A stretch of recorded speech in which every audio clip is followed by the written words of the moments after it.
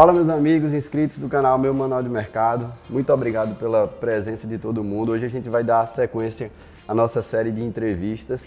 E hoje tenho aqui do meu lado meu amigo, sócio, Walter Forte, fundador da Octo Capital. A gente vai bater um papo bem bacana aqui sobre toda a nossa história, como é que Walter começou, quais foram os desafios da carreira dele. Então, Walter, seja muito bem-vindo, muito obrigado pela participação e com você a palavra, meu amigo. Eu que agradeço, meu amigo. Primeiramente, queria parabenizar essa iniciativa de vocês, fantástica. Isso realmente é o que a gente chama de empreendedorismo na veia, entendeu? Então, parabéns aí pelo canal, tá fantástico, pessoal. Morrendo de orgulho aí dessa iniciativa de vocês. Bom demais, obrigado. E agradeço o convite aí por bater esse papo aqui, falar de mercado e contar um pouquinho da história da gente, né? Não é só a minha, não é a história da gente, da Octo, que a Octo é a força de várias pessoas juntas, então é um trabalho coletivo. Eu digo isso todo dia no escritório e é bom que não sei se é ouvinte, espectadores de vocês saibam, né? Que isso é um esporte coletivo. Exato. Então, e bater um papo do que a gente gosta fica fácil, né? A gente fala isso. Sendo um propagador dessa informação é bacana demais. Mas já aproveitando, Walter, como é que foi o teu início? Conta um pouco da tua história, da tua formação. Sei que já faz uns anos que a gente está nesse mercado aqui, né? Mas lá atrás a situação era bem diferente. O caminho hoje é muito mais bem pavimentado. Como é que foi esse início para você? Gabriel, como tudo, acho que toda profissão, eu acho que a gente ainda está engatinhando, sabe? Mas quando eu comecei, esse negócio praticamente nem existia. Eu confesso a você que eu nem sabia que era possível trabalhar de forma autônoma, empreender no mercado, fazer realmente o que você gosta sem estar ligado a uma instituição financeira, sem ser contratado por uma instituição financeira. Eu sempre tive uma vontade de criar meus negócios, eu sempre tive uma vontade de empreender muito grande. Mas eu desconhecia essa profissão, agente autônomo de investimento. Eu imaginava que você só tinha uma opção para entrar no mercado, que era ser contratado por uma instituição financeira. Certo? Até que eu tive uma oportunidade de ir morar em São Paulo. Isso eu estou falando 2005, 2006. Certo? O mercado era muito diferente do que a gente vê hoje. E eu descobri, por acaso, que existia a possibilidade de você operar no mercado financeiro, ser uma espécie de trading de forma autônoma, mas vinculada a uma instituição financeira. E como todo mundo, pesquisei, não é? Antigamente você não tinha essa facilidade que a gente tem hoje, o próprio canal de vocês difundindo informações valiosas, certo? Hoje tudo que você quer saber você encontra na internet. Antigamente, pessoal, eu acho que em 2005, se eu não me engano, não existia nem iPhone nem YouTube. Não, sem dúvida. Certo? Então eram duas coisas que eu não consigo enxergar hoje sem iPhone, YouTube e WhatsApp. Né? Então pesquisei muito, descobri que era possível e me preparei para isso. A tua formação é da área de economia, da área de administração, áreas correlacionadas ao mercado ou não? Sim, são de áreas correlacionadas com o mercado. Eu me formei em administração, estudei economia, estava fazendo os cursos paralelos, infelizmente não, né? Na realidade eu resolvi empreender também. E quando você é jovem, você quer abraçar o mundo sozinho, né? E a gente tem uma limitação que são 24 horas por dia para qualquer ser humano. Então eu tive que largar um dos dois. Mas eu até brinco com todo mundo, eu me considero, apesar de não ter um diploma de economista, eu me considero mais economista do que administrador. Sim. Mas fiz isso. Mas desde que eu me entendo de gente, minha paixão é o mercado financeiro. Bacana. E aí você, lá em São Paulo, que você iniciou essa trajetória, dentro de alguma corretora, alguma instituição financeira, ou você veio para cá e iniciou ela aqui já em João Pessoa? Eu acho que o primeiro momento que eu me despertei para o mercado financeiro, eu acho que eu estava no curso de graduação de administração e eu ia muito para a biblioteca lá e eu começava a ler a Gazeta Mercantil. Certo? Antigamente a gente lia jornal, pessoal, era jornal em folha, certo? E eu me apaixonava por aquilo, não era todo mundo que tinha acesso à Gazeta Mercantil, era caro, era um negócio que talvez não era do interesse do público em geral, e eu ficava escutando aquelas histórias, lendo aquelas histórias de negócio, e eu ficava, assim, admirado, certo? Mas, assim, encantado. No Nordeste, isso era uma realidade muito distante. E aí eu tive uma ideia naquela época de abrir um clube de investimentos, ainda na faculdade. E foi aí que eu me deparei com o primeiro obstáculo, eu acho que muito mais cultural e talvez de momento de mercado na minha carreira profissional. Porque eu falava que queria abrir um clube de investimentos para investir na Bolsa e as pessoas me olhavam como se eu estivesse vendendo um loteamento em Marte hoje, certo? Então era um negócio realmente bem esquisito, bem estranho, porque eu olhava as pessoas ali achando que eu era meio maluco, certo? E aí eu sempre acreditei aí nesse projeto, eu sempre gostei muito de estudar. De fato, não consegui levar esse clube de investimento para frente, mas sempre com aquele sonho de trabalhar no mercado. Sim. E aí depois da graduação, eu fui procurar um curso o mais correlacionado possível com o mercado financeiro e achei um curso na FGV, que era um MBA na Fundação Getúlio Vargas, de Finanças e Controladoria. Era um curso bem voltado para o dia a dia de finanças corporativas, certo? Sim. Não era ainda o que eu queria, mas foi um começo, né? A gente não tinha esses cursos online. Uma abertura de portas, né? Foi um primeiro passo, né? Agora, o que eu acho engraçado, você era um cara novo naquela época, falando de um assunto, ainda novo, né? Falando de um assunto que não era um assunto do dia a dia das pessoas, como você estava falando, estava fora da realidade de muita gente e ainda nessa transição aqui no Nordeste ainda era mais difícil. Como era captar cliente naquela época? Qual era a estratégia que você usava? Certo, existe um gap, certo? Aí nesse espaço de tempo aí, quando eu estava na faculdade e quando eu realmente comecei nessa profissão. Eu realmente embarquei no mercado financeiro mesmo, eu acredito que foi em 2007. Eu já estava morando em São Paulo nessa época, trabalhando numa consultoria americana. Não era ligado ao mercado financeiro. E eu descobri o INSPER, certo? E eu acho que isso foi realmente um divisor de águas, eu acho, na minha vida e na minha profissão. Porque no INSPER tinha um curso, era uma pós-graduação focada no mercado financeiro. E aí eu tinha duas opções, ou eu transferia o MBA que eu estava fazendo na Getúlio Vargas e ia para o INSPER, e acabava o curso em São Paulo, que havia essa possibilidade, ou começava um curso do zero no INSPER, que na realidade, quando eu entrei, ainda se chamava IBMEC São Paulo. Né? Então foi o primeiro realmente contato que eu tive realmente com o mercado financeiro e foi quando eu cheguei à conclusão que eu disse, é isso que eu quero realmente para a minha vida. O INSPER era uma instituição, e você fazia qual curso lá no INSPER? Na verdade, foi uma pós-graduação em finanças chamada Certified Financial Manager, CFM. E já era, então, voltado muito mais para a área que você queria seguir, né? Completamente focado. A gente estudava valuation, gestão de risco, gestão de portfólios. Era 100% voltado para o mercado financeiro. Você, quando entra num programa de pós-graduação do INSPER, você paga as cadeiras básicas, mas no final do curso você tem as cadeiras eletivas. Então você vai escolher de várias cadeiras as cadeiras que você mais tem afinidade, certo? Então eu dei um direcionamento completo para o mercado financeiro. Entendi.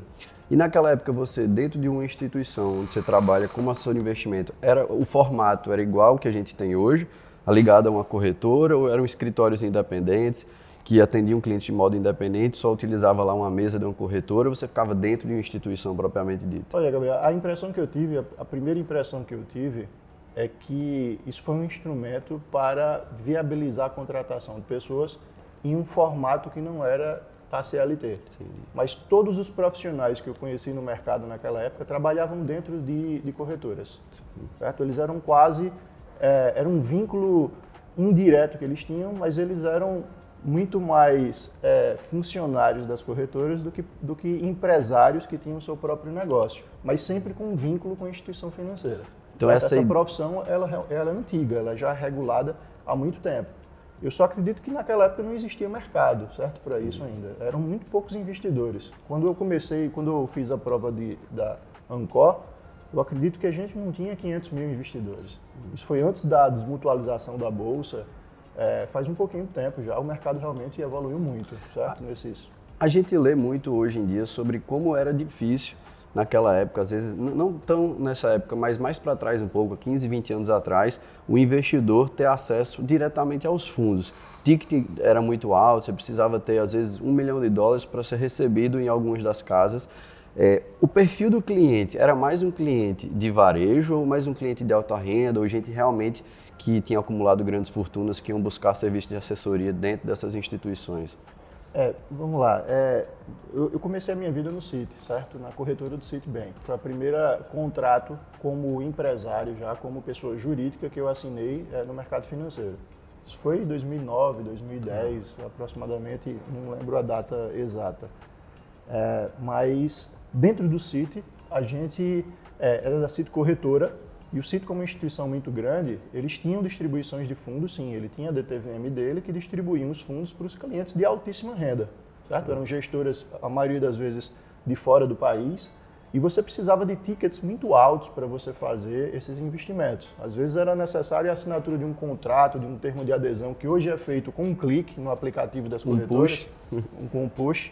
Você só precisa aceitar, ali você já está aderindo às normas dos fundos, mas antigamente não, você precisava ler um contrato, autenticar em cartório, enviar isso fisicamente para a distribuidora. Então era uma burocracia que ninguém queria comprar isso. Sim. E eu acredito que naquela época ninguém achou que isso fosse viável, que isso tivesse a escala que tem hoje. Né?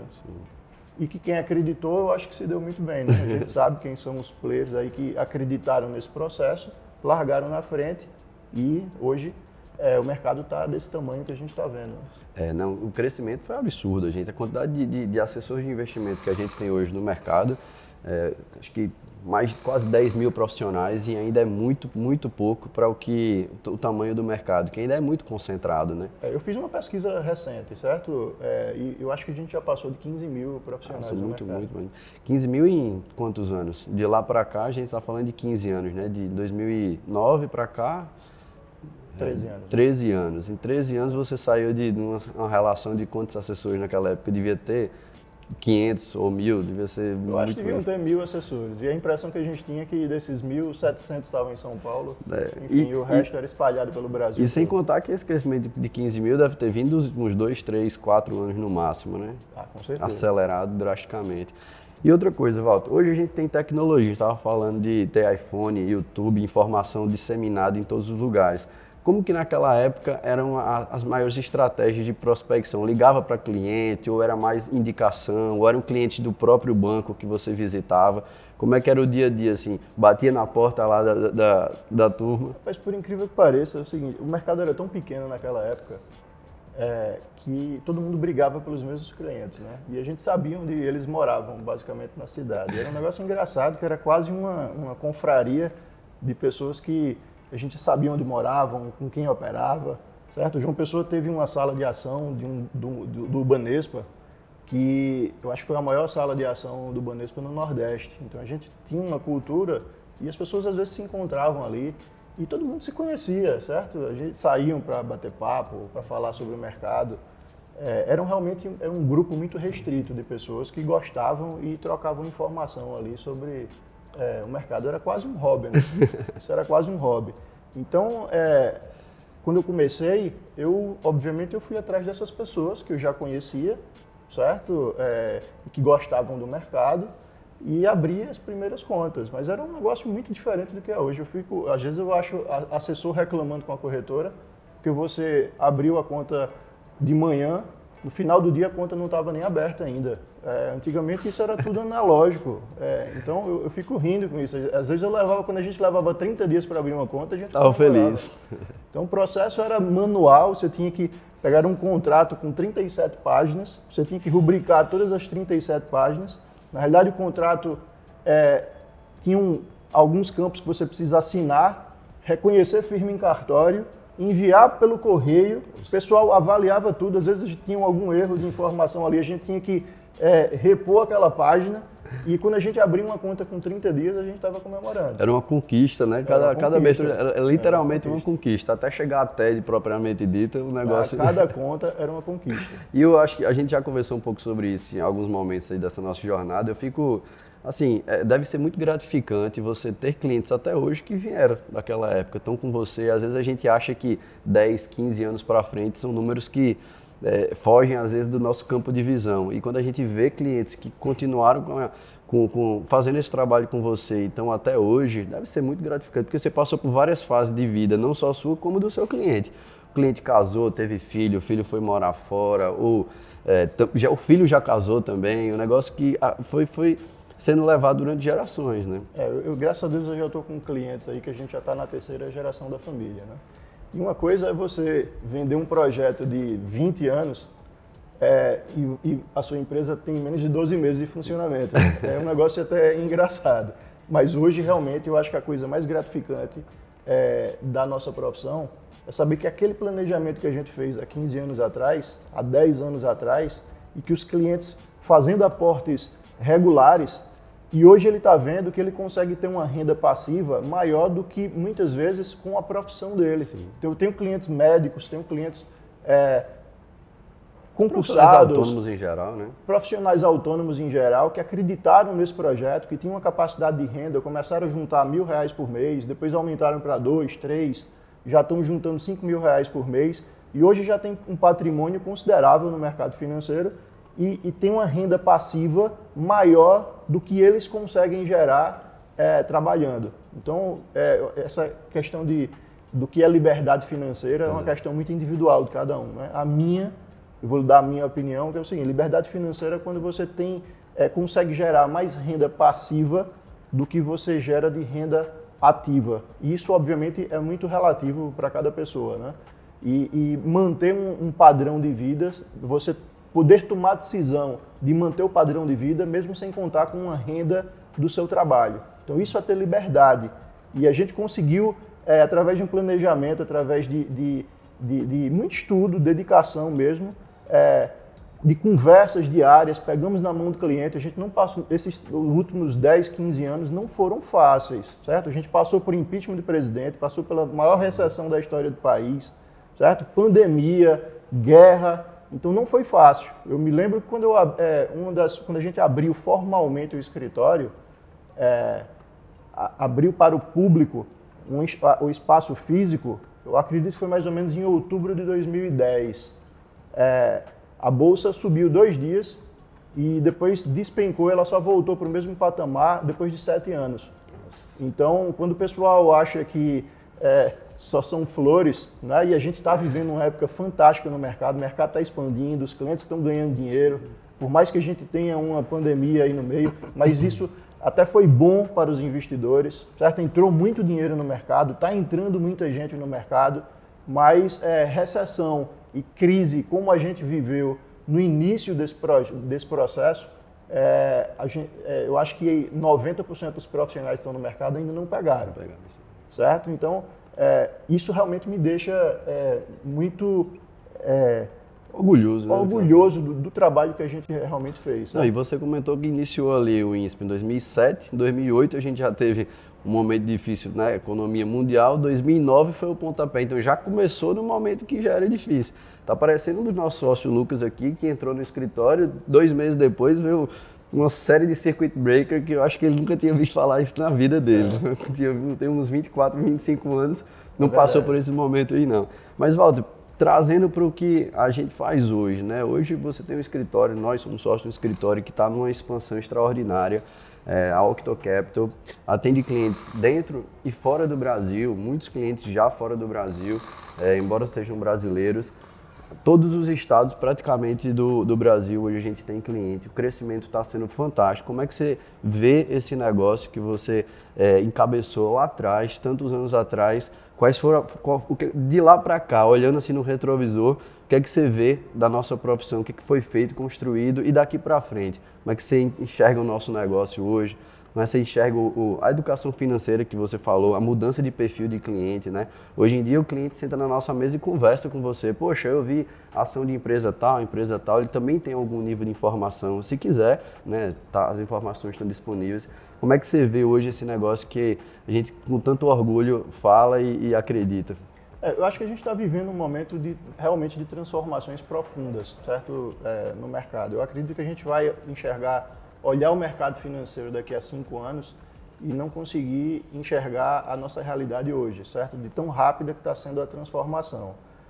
Eu acho que esse modelo de desintermediação bancária veio para ficar, O que a gente faz, a gente tem muito mais agilidade, nós conseguimos uma proximidade muito maior com o cliente, conseguimos entregar um produto muito mais customizado à realidade específica de cada cliente.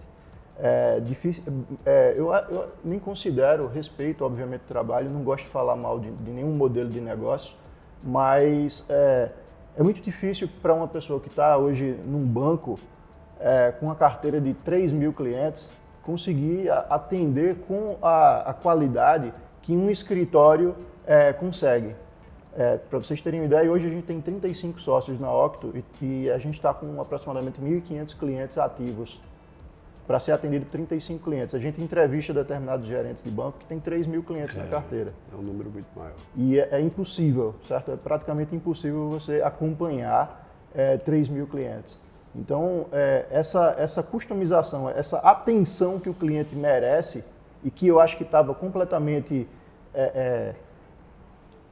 esquecido, certo? Pelos grandes bancos, eu acho que o cliente agora descobriu que é possível você ter um atendimento de qualidade. Então, eu acho que a exigência está bem maior e tem um mercado, eu acho, fantástico para quem realmente quer empreender e quer fazer isso acontecer. Falando dos grandes bancos, né, muitas vezes a gente tinha aquele discurso do cliente chegava para a gente e falar, pô, não tira o meu dinheiro de uma instituição tal, porque é um banco muito seguro.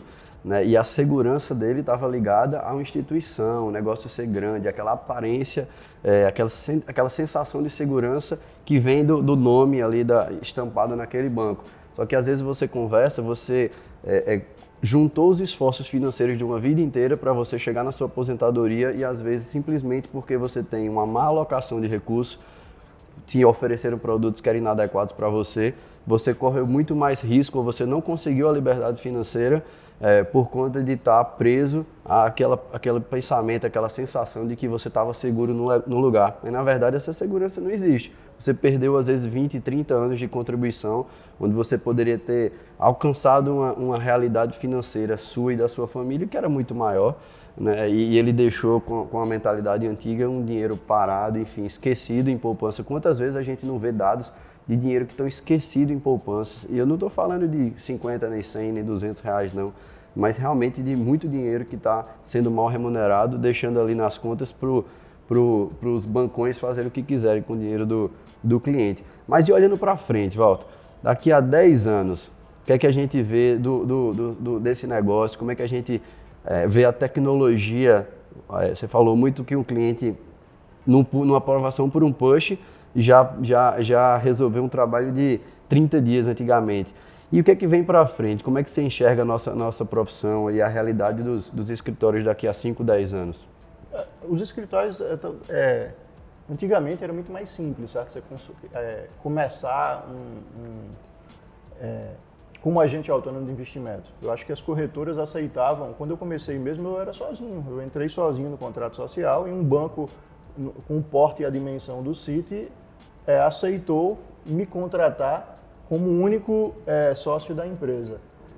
Hoje, eu acho que as exigências de compliance, as exigências do próprio mercado estão ficando cada vez mais complexas. E eu acredito que os escritórios de agente autônomo, hoje, que na realidade mudamos o nome recentemente, né, para assessores de investimento, eles vão substituir o que era a corretora no passado. Obviamente, a gente vai precisar se preparar, ter cada dia um nível, exigências de compliance, de governança e de assumir mais responsabilidade. Mas, obviamente, você tem todo escritório de assessor de investimento, ele está ligado a uma grande instituição financeira. E que, no final das contas, os seus recursos estão alocados, vamos lá, está sendo gerenciados pela instituição financeira que os assessores são parceiros. Certo? Havia ainda uma desinformação muito grande ainda no mercado. Eles acreditava-se que se você tivesse uma instituição financeira pequena, a instituição poderia simplesmente sumir com aquelas ações da Petrobras que você comprou. E, na realidade, todos os seus ativos eles estavam custodiados na mesma instituição, que é a CBLC, que é a Câmara de Compensação ligada à Bovespa, né? E hoje é a B3, né? A gente só tem uma grande bolsa no Brasil, que é a fusão da Bovespa, da BMF e da CETIP, que inclusive é uma das maiores, se não for a maior das três hoje, e a menos conhecida, né? Ô, Walter, um ponto que eu me sinto muito orgulhoso, particularmente, de falar, e quando a gente tem a oportunidade de falar aqui no canal, ou para clientes em específico, sobre por que da gente existir, né? Muitas vezes a gente está ali muito ligado na ponta do investidor, né? Planejando uma aposentadoria desse cliente. Mas, por outro lado, o investidor, quando ele vai para o mercado de capital, ele está fomentando grandes projetos. Eu detesto quando alguém sai, às vezes, numa mídia falando, poxa, fulano de tal é rentista, ou o cara vive de renda, como se isso não gerasse valor para a sociedade. Quando você gera valor para a sociedade, através de projetos de fornecimento de capital para projetos de infraestrutura, projetos do agronegócio, etc., você de fato está gerando desenvolvimento. Você está realmente tendo um capital profissional fazendo o crescimento do nosso país. Como é que você enxerga hoje a destinação, vamos dizer assim, dos recursos para esses segmentos? Certo, eu adorei esse gancho que você deu, certo? Por que é que nós existimos? Então eu vou falar um pouquinho da Octo, certo? A Octo é uma assessoria de investimento, sim, tem algumas aí no Brasil, mas atuamos num nicho muito específico, certo? Que, tanto de cliente quanto de produto. Eu acho que tem boas instituições, hoje boas assessorias de investimento no mercado, fazendo um trabalho fantástico de asset allocation, sendo que eles se autodenominam supermercado financeiro, onde você vai ali, entra e pega todo tipo de produto que você tenha. Nós aqui na Octo queremos ser uma casa de investimentos focada em projetos de infraestrutura. Eu brinco não, na realidade esse é o lema da gente, que é trazer o mercado de capitais para o Nordeste. Sim. E aqui o que a gente faz é selecionar bons projetos de infraestrutura do agronegócio e projetos imobiliários e tentar viabilizar isso vendendo esses títulos para investidores para algo que vai ser concretizado. Então é investimento na veia, é desenvolvimento na veia, é geração de emprego na veia. E a gente sabe, até internamente, é o seguinte, e eu acho que todo investidor deveria se perguntar, se você não sabe de onde está vindo a renda do investimento que você está tendo, saia disso, certo? Porque nós só investimos com um propósito, gerar renda. E você tem que saber exatamente como é o processo de geração de renda, criação de riqueza daquele investimento que você faz. Então, quando nós selecionamos um projeto, uma hidrelétrica para investir, a gente sabe que aquilo vão ser investidos volumes colossais de investimento. Fora aquilo ali, vai ser necessário uma linha de transmissão para que pegar aquela energia que seja gerada naquela hidrelétrica e entregue essa energia para as distribuidoras. E, obviamente, a gente sabe exatamente quem está pagando a conta. Quando você vai pagar a sua conta de luz, já está discriminada quanto é o custo da energia, quanto é que você pagou pelaquela linha de transmissão que foi investida, quanto a distribuidora, no caso do nosso estado, a Energisa, ou em outras empresas que nós somos fãs aqui, a Neoenergia, que é uma grande distribuidora que atua em grandes estados aqui do Brasil, interior de São Paulo, Rio Grande do Norte, Pernambuco, Bahia, Distrito Federal. Então, quando você vai pagar essa conta de luz, uma parte daquela conta é destinada a pagar os investidores que investiram nesses grandes projetos de infraestrutura. E é isso exatamente que a gente faz na Octo, viabilizar, servir de intermediário entre empresas que estão precisando de dinheiro e investidores que querem alocar esse dinheiro em projetos de longo prazo. E, Walter, eu gosto muito de dizer o seguinte, quando você deixa o seu recurso lá parado na poupança, você, de forma prática, quem está decidindo pelo teu dinheiro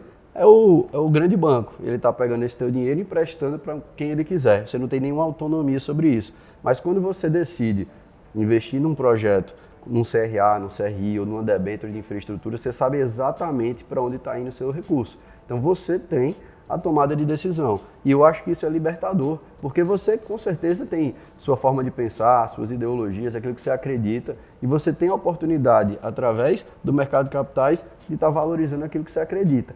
Mas eu queria tocar num ponto, você, com certeza, a gente tem vários ouvintes que estão nos assistindo aqui nesse vídeo, ou vão nos assistir futuramente, vários dos nossos inscritos aqui no canal, que são assessores de investimento que estão começando a trajetória.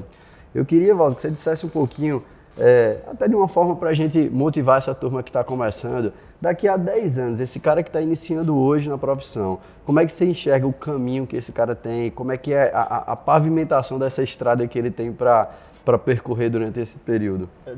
Gabriel, é o seguinte, eu acho que da mesma forma que a gente pede para o nosso cliente disciplina e paciência, que eu acho que são as duas principais características que um investidor bem-sucedido tem, e a terceira é não fazer besteira. Eu acho que a nossa parte, na realidade, é proteger o investidor dele mesmo. Sim. Às vezes as pessoas vêm com expectativa muito exagerada de coisas que não são factíveis. Então, e o nosso trabalho como assessor não é dar o maior retorno possível para o cliente, porque às vezes isso é uma questão muito mais de acaso do que de fato de capacidade técnica. Então, o assessor ele faz um trabalho muito mais de planejamento e evitar que o investidor faça algumas besteiras, certo? No meio do caminho. E se ele tiver disciplina e paciência, ele vai ser muito bem sucedido. Da mesma forma, o assessor de investimento ele precisa também ter essas duas características. O assessor que ele busca o curto prazo, ele está suscetível às flutuações do mercado, a tomar determinados riscos que podem comprometer o futuro da carreira dele. Mas o cara que se planeja para realmente fazer isso, para ter isso como um projeto de vida, que é ajudar as pessoas a construírem um patrimônio, a fazer um planejamento financeiro, eu acredito que ela também vai precisar muito dessas duas características, disciplina e paciência. E eu acho que para mim o que foi fundamental conseguir as custódias que eu tenho hoje, na realidade eu faço um trabalho muito mais gerencial dentro da Octo. Eu não tenho mais, eu cuido dos grandes clientes, certo? Que hoje são os clientes que têm mais de 5 milhões de reais, mas a maior parte da minha carteira eu já estou distribuindo. Mas eu hoje ainda tenho algo em torno de 105, 110 milhões de reais de custódia, mas isso não foi do dia para a noite. Hoje eu tenho clientes de 20 milhões, hoje eu tenho alguns clientes com mais de 10 milhões de reais de custódia, mas eles não vieram, eu não simplesmente estava passando no meio da rua e eles caíram no meu colo, certo? Quase todos os clientes que a gente tem com esses valores começaram com 100 mil. E a gente foi mostrando um trabalho como se ele tivesse os 10 milhões hoje, certo? E eles ficaram fazendo outros aportes e a gente mostrou que dava resultado e passamos por crises muito fortes juntos e o cliente foi ganhando confiança com a gente e hoje, obviamente, não foi com aportes de 1.000 em 1.000, né? Na verdade, quando a gente mostra determinados projetos, bons projetos de investimento, os investidores de altíssima renda, obviamente a gente tem uma estratégia muito definida para isso, e aí não sei se cabe falar um pouco disso, mas eu acho que... Fica à vontade, de repente a gente marca uma outra entrevista, ou vocês entram em contato diretamente com nós, assessores da Octo, se você for realmente um cliente profissional e que queira realmente alguém especialista em projetos de infraestrutura para ter retornos consistentes a longo prazo, e que hoje está... nossa meta aí nos últimos 10 anos está com taxas de 7% mais IPCA, certo? Para esses clientes profissionais, que são os clientes que têm mais de 10 milhões no mercado, certo? Então, uma coisa que foi fundamental para mim no início da minha carreira, e isso não foi pensado quando eu estava começando, mas hoje eu vejo que foi importantíssimo para que eu passasse dessa barreira de 100 milhões de reais, que foram os clientes com aportes recorrentes. Quando você começa a sua carreira, todo mundo quer captar aquela baleia. Você sai para o mar para pescar e você quer trazer uma baleia para casa. E isso, pelo menos em 10 anos, não aconteceu para mim, certo? Mas aqueles clientes que a gente fazia um planejamento, que no primeiro mês colocou 5 mil reais por mês e assim sucessivamente por 10 anos, todos os clientes que têm a capacidade de juntar 3 a 5 mil reais por mês, em 10 anos ele vai ter mais de 1 milhão de reais de custódia com você. Certo? É só negócio, é só ele ter disciplina e paciência e você evitar que ele cometa grandes erros. Certo? A gente tem que ter retornos consistentes, obviamente batendo o CDI, batendo a inflação, certo? Mas o cliente não contrata a gente para a gente ganhar 50% ao ano para ele. Até porque isso é muito mais uma questão do acaso do que de capacidade técnica de cada um. Então, esses clientes, você focar no início da sua carreira em clientes que vão de forma disciplinada e realmente focando no longo prazo, isso é fundamental para que você tenha uma base diversificada e comece a ter aportes aí de 1 milhão, 2 milhões de reais. Hoje, como eu falei, eu não capto mais, mas quando eu deixei de captar, eu já tinha aportes recorrentes que chegavam a 2,5 milhões em média por mês. E eu não precisava sair para prospectar mais. Então isso vinha de forma passiva. Da própria carteira, né? Da própria carteira. São os aportes dos clientes. E quando eu falo aportes de 5 mil, não é necessário você assinar um contrato, né? Claro, não é escrito na pedra, né? Não é escrito na pedra, exatamente. Isso agora, obviamente, a gente faz um planejamento para o cliente. Quanto mais parecido, quanto mais próximo do que a gente planejou sair, mais próximo vai ser o resultado. Com certeza. Certo? Ô, Walter, você já me comentou uma vez, e eu achei que vale a pena compartilhar com todo mundo, que captação é muito mais um processo do que algo que é inato a você, que você faz muito bem, porque você é uma estrela da captação. E conta um pouco desse processo. Eu já comentei aqui em outros vídeos, eu gosto muito de ter estruturado na minha cabeça e utilizo o Pipe Drive para isso, mas como é que é esse processo que você estabeleceu e desenvolveu ao longo dos anos? Você tem uma lista de prospects, você fala com ele todos os dias, como é que é esse processo para você? Pessoal, tem o que a gente chama da famosa lista de casamento, né? Eu acho que todo mundo que começa em alguma profissão, eu estou falando mais de assessores que não começaram a carreira em banco, certo? Você que quer ser assessor de investimento, que você tem uma pessoa que tem alguns contatos e isso serve para você também, certo? Foi como eu comecei. Eu não tive, apesar de começar na corretora do Citi, mas eu comecei como assessor independente. Eu nunca trabalhei numa agência bancária. Não tinha uma carteira herdada, Eu não tinha uma carteira herdada, eu não tinha um networking específico para isso, porque é diferente de você, que é gerente de banco, que você já tem ali o que a gente fala no aquário, você está pescando dentro do aquário, né? Sim. Você já tem aquela carteira e você vai prospectar a sua própria base de dados de um relacionamento que às vezes passa de 10 anos. Quando eu comecei com a minha base de relacionamento. E o que é que eu fiz? Eu fiz aquela listinha de casamento. Então pegue a lista de casamento, as pessoas mais próximas que você tiver, certo? O primeiro cliente que você tem que captar é a sua avó. Eu brinco com todo mundo. Se você não conseguiu captar a sua avó, acende o sinal amarelo aí, porque dificilmente você vai conseguir captar outros clientes. Mas traga logo a poupança que está na sua avó para a corretora, abra a conta dela, ela vai abrir a conta, ela vai abrir sua conta, depois, obviamente, você vai abrir a conta do seu pai, da sua mãe, do seu tio, dos seus primos, das pessoas que estudam com você. São as pessoas mais próximas de você e as pessoas que confiam em você. Eu acho que é fundamental para um assessor de investimento ser bem sucedido essa relação de credibilidade e confiança que ele tem com o cliente. Porque isso realmente é uma coisa muito importante, pessoal. A gente está trabalhando com um patrimônio que as pessoas juntaram, às vezes, durante a vida toda. Exatamente. E a gente tem que ser muito prudente e diligente com aqueles recursos.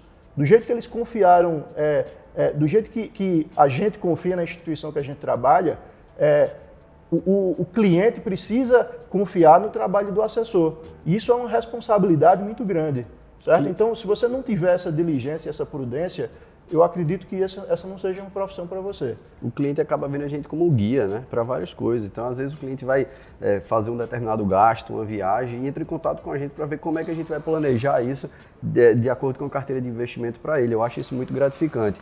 Um ponto que eu queria reforçar que o Walter comentou sobre o imediatismo, que pode arruinar a carteira de um assessor de investimento. É claro que você vai chegar nesse volume de 2 milhões, 3 milhões e meio de captação passiva por mês em algum momento da sua carreira, com certeza.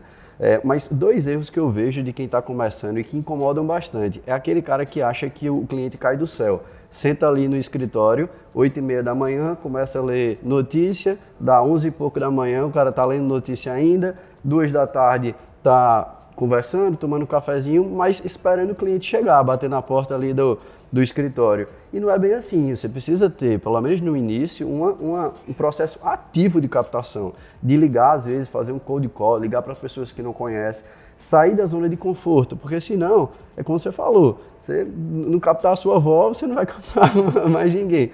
E um outro erro que eu acho muito enfim, aconteceu comigo e se eu pudesse voltar no tempo há alguns anos, eu não faria mais isso. Nos primeiros dias de profissão, eu queria captar a baleia.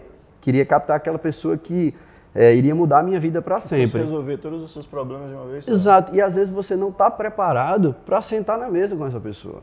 Você não está preparado, você não tem discurso, ainda não. Às vezes você mal sabe sobre os produtos exatamente que seriam mais adequados para aquela pessoa. Então é muito mais válido você chegar um nível de conversa com a baleia, com alguém de um nível de senioridade maior do que o seu e até mesmo mais para frente, deixa 6 meses depois, quando você já tiver algumas horas de voo ali e um speech mais alinhado, eu acho que vai te ajudar bastante. E ainda sobre aquele assessor que chega ali na segunda-feira, não sabe o que fazer, está perdido na agenda dele, o que é que você diria, o que é que você orientaria ele como planejamento de semana?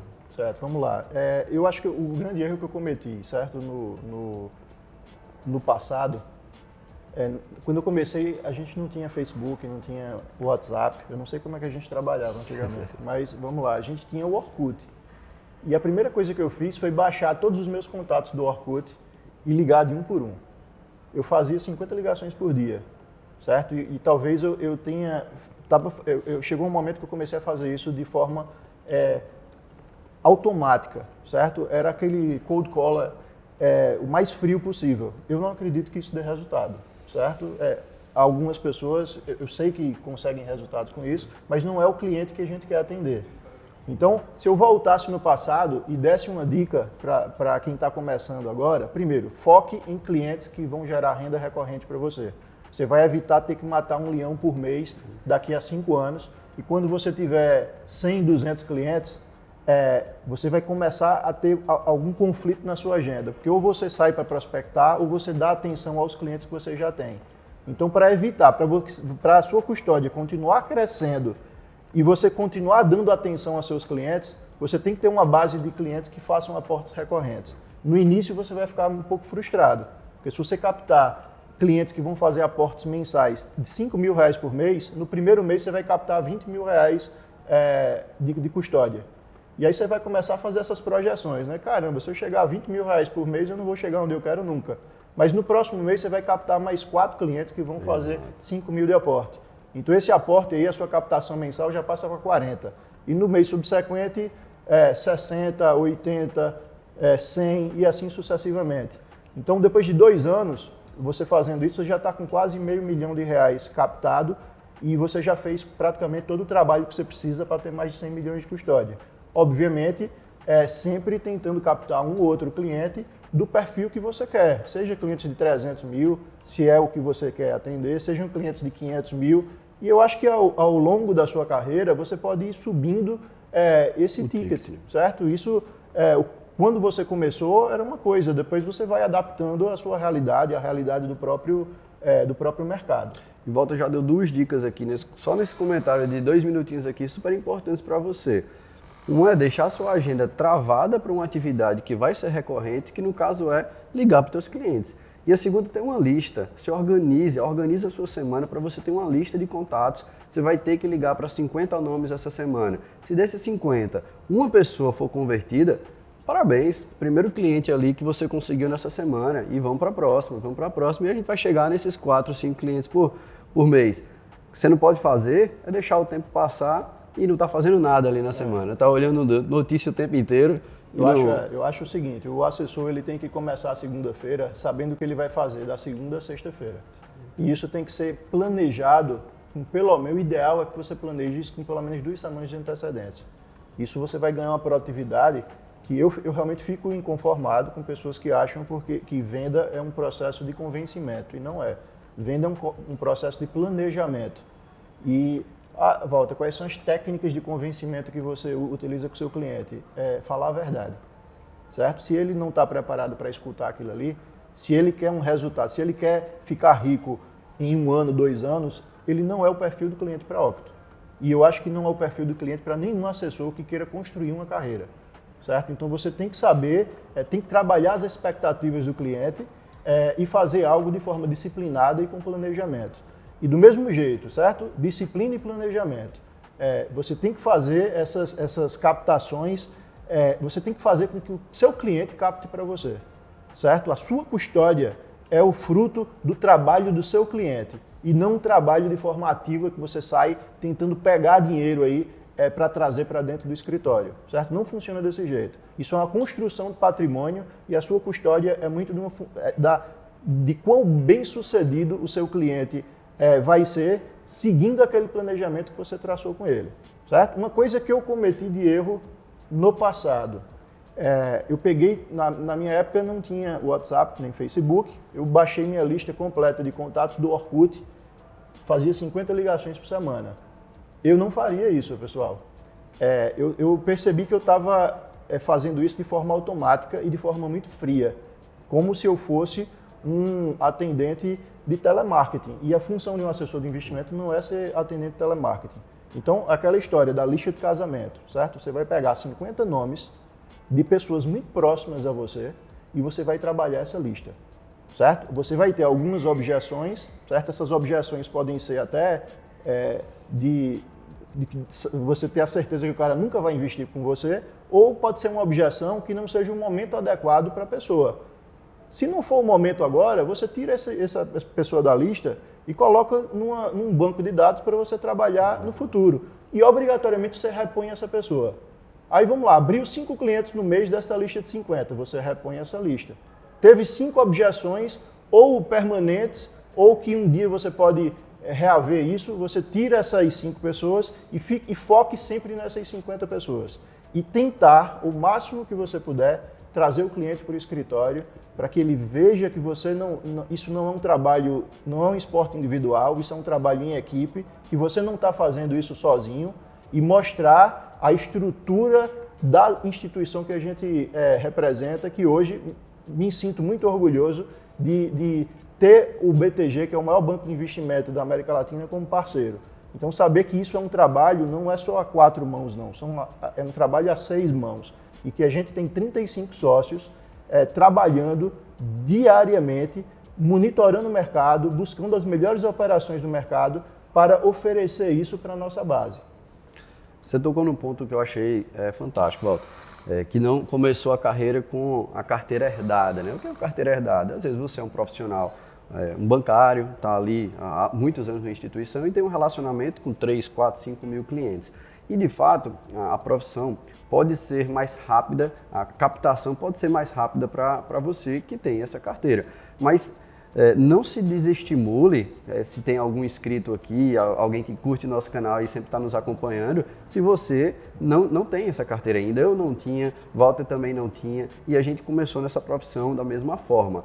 Então, Walter, o que é que você diria? Como é que está a Octo se estruturando nesse processo de expansão para receber essas pessoas que estão querendo iniciar na carreira, mas que não têm uma carteira ainda, e também aqueles que já têm? A gente fez já vários movimentos com pessoas que também eram profissionais de muitos anos de mercado. Como é que a gente está nesse processo hoje? Como é que a gente quer estar daqui para 5, 10, 15 anos na frente? Eu vou falar as estatísticas da Octo, certo, Gabriel? Você tem acesso, mas vamos abrir um pouquinho aqui para o nosso público.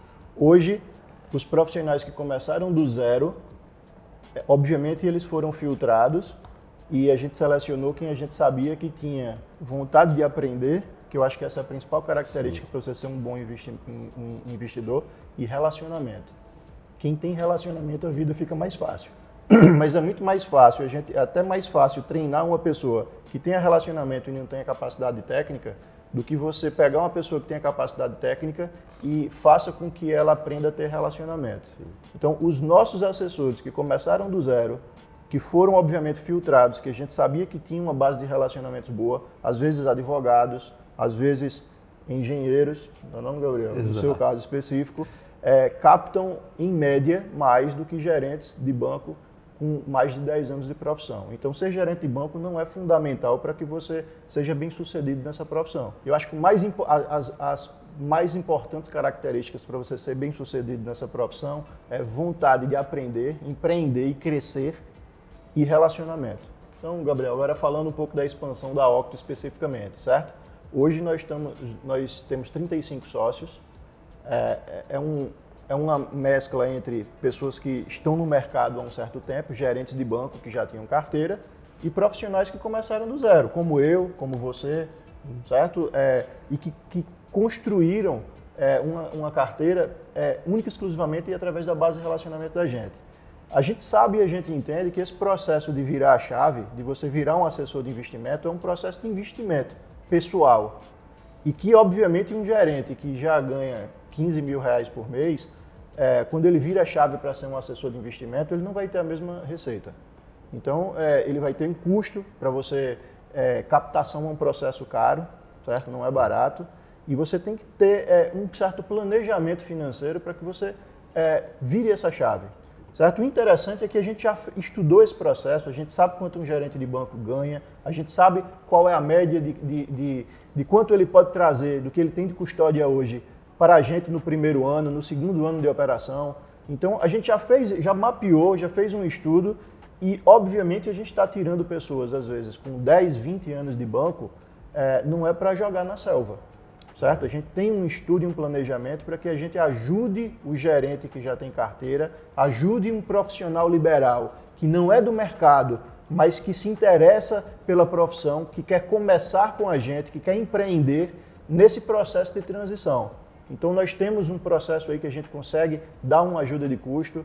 Eu acho que, falando um pouco de investimento, né? Eu acho que o maior investimento hoje da Octo são nos sócios. Eu acho que são os sócios atuais investindo na carreira dos futuros sócios.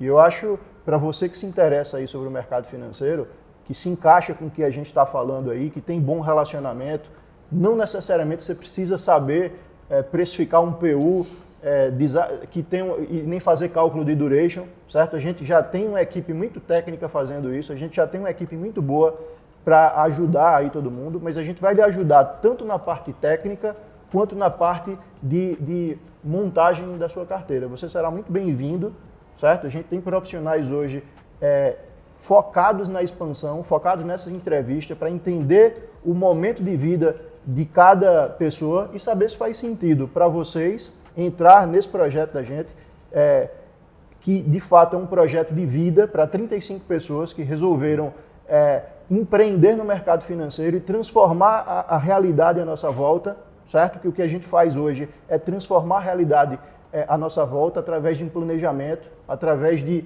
formação de capital, de patrimônio dessas pessoas, a gente pode ajudar a trilhar esse caminho. Vocês podem ficar à vontade aí, procurar o meu manual de mercado, podem entrar em contato diretamente com a Octo através do contato@octocapital.com.br.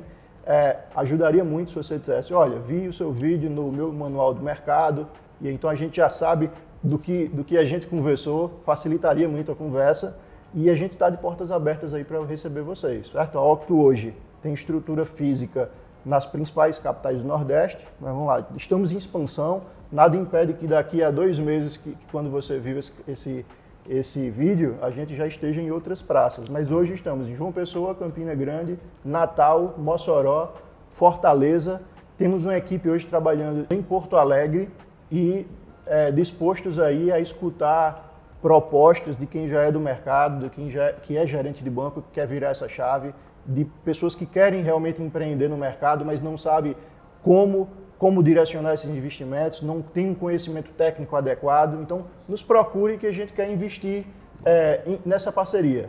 Certo, pessoal?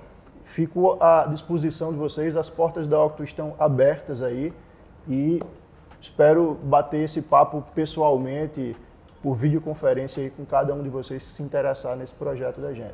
Pessoal, bacana demais essa conversa, Walter. Se deixar, a gente fica aqui 3, 4 horas conversando, é um assunto que a gente gosta. Não, a gente já fica. Exato. A gente já fica quando a gente desliga a câmera, a gente já fica. Então venham e a gente continua quando as câmeras estiverem desligadas. Pessoal, espero que vocês tenham gostado de mais esse vídeo que a gente fez aqui. Um vídeo extremamente especial com o Walter, como eu te falei, um amigo, sócio da gente e que encabeça toda esse projeto que a gente dedica a nossa vida a isso. Então, sejam bem-vindos aqui e deixem uma mensagem aqui pra gente, um comentário se você gostou, se tiver alguma dúvida, entre em contato que vai ser um prazer ouvir cada um de vocês. Muito obrigado.